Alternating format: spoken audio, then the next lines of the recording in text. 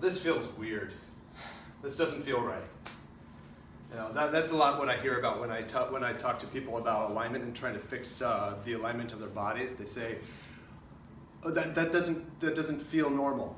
And then that's kind of the point, is that our bodies have a really good way of adapting to what we do most often, and that becomes our normal, but that might not be our most aligned, neutral position. Hi, I'm Patrick Hogan, and I'm teaching at Inwood Movement here, and I want to talk a little bit about pelvic neutral. And for anyone who's seen this channel, you should go check out Tessa's recent video on how to sit well, because this really applies too.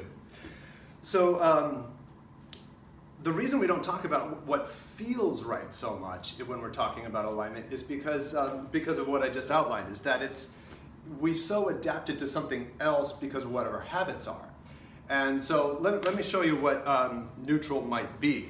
And this is what we try to do, is we find not what feels right, but what is an actual objective marker within the skeleton. So let's look at the pelvis, for example. When we sit, I'll show you on the chair first actually. When we sit, chairs almost inevitably put us into this sort of tucked, rounded back position. It's almost inevitable, just the design of what chairs do to our bodies. Neutral would be rolling to a point where your front of the pelvis, the pubic bone to the ASIS, that top part, ridge of the pelvis here, what people commonly say are their hips, becomes vertical. And I even like to use something like an actual level with students sometimes, and I'll put it right onto that pubic bone, or right onto the ASIS, and I'll say, okay, find what actual vertical is, and how does that feel? And for most people, it's like, okay, that doesn't feel right. So first, we have to find ways to mobilize that area if you're not used to moving it. And so this is where this nice funky tool comes in. This is a half cylinder. Sometimes people call it a half dome, even though that's not geometrically correct. And great tool that you can get from me on my website. You can get from Amazon, all sorts of places. But it's a great thing to use in a chair to actually sit upon. And you can just start to mobilize this tilt of the pelvis back and forth a little bit, and try to experiment with neutral and with tucking, posteriorly tilted, anteriorly tilted in the pelvis. And it really just allows you to find an easier way to mobilize this tilt back and forth. You can do this on the floor, but it's a lot easier the higher you are from the floor. And so after doing that for a little bit,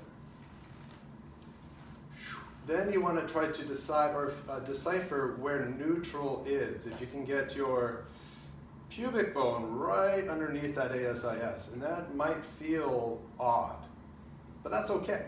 And that's why we're using objective markers. Here's something else you can look at. This is a little hack, and you can tell whether someone's in neutral or not by watching them and looking at their pants, and try not to let them catch you looking at their pants, or they might get offended. But a lot of people, they don't have any butt. They're kind of like this, and you can see all these creases in my pants there. Yeah? Neutral often, and this is a little hack, you can see as I untuck, all those creases go away. Yeah?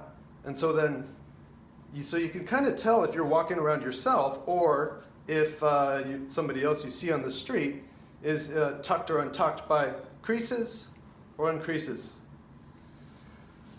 So those are just things to kind of think about, that we're looking at actual markers on the skeleton and actual signs objectively, rather than just like, oh, I don't know if that feels right or not. So play around with that. We'll watch people walk around in the street, but don't let them catch you looking at them. All right, well, anyway, thank you, and I'll see you next Monday morning.